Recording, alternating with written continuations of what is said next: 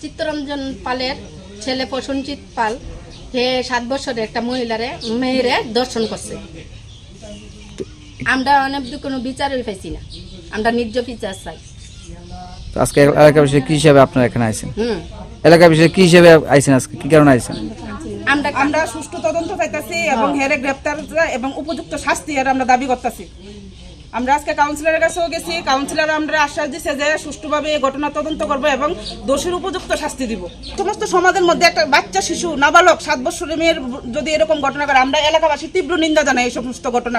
এবং দোষী এখানে থাকতে পারতো না, ফ্যামিলিও এখানে থাকতে পারতো না, কারণ হ্যাঁ আগেও শুনছি আমরা আরো অনেক এমন একটা ঘটনা করছে, হ্যাঁ মার্ডার কেসেও হ্যাঁ জড়িত আছে।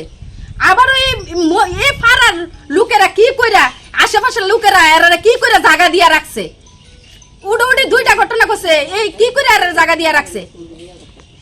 ন্যায্য বিচার চাই। মেয়ের এরকম ঘটনা করছে, হ্যাঁ আমি যাতে ভালোভাবে খুব তার শাস্তি পাই, সাজাবো। আপনারা এটা আমার লাগিয়া দেখবেন, মুখ্যমন্ত্রীর কাছে আপনারা আবেদন। যে ছেলে ইয়ে করছে ছেলেরা পাওয়া যাইতেছে না, হ্যাঁ বাড়িতে নাই, কই গেছে কি আশেপাশে কেউ করতে পারে না। আমরা তো গার্জেনরাও স্বীকার করে না, হ্যাঁ কই আছে কি কারণে আইছে? কি কারণে আইছে ওখানে তো আমি তো এই ওখানে তারা যেটা কইতাছে এইটার লাগে আইছে, ওখানে আমি তো এটা দেখছি না, আমি জানিও না। আমি বাড়িতে ছিলাম, তাই আমার স্বামী বাড়িতে ছিল, ওখানে এই স্বামীও বাড়িতে, আমার ছেলে বাড়িতে ছিল না। ওখানে এটা কিভাবে কিতা হয়েছে এটা তো আর আমি নিজেও কইতাম পারি না। তো মেয়ে কি মিথ্যা অভিযোগ করছে নাকি? আপনার মতে কি মেয়ে কি মিথ্যা অভিযোগ করছে? ওখানে এটা আমি কইতাম না, এটা ঠাকুর জানে, আমি কইতে পারি না।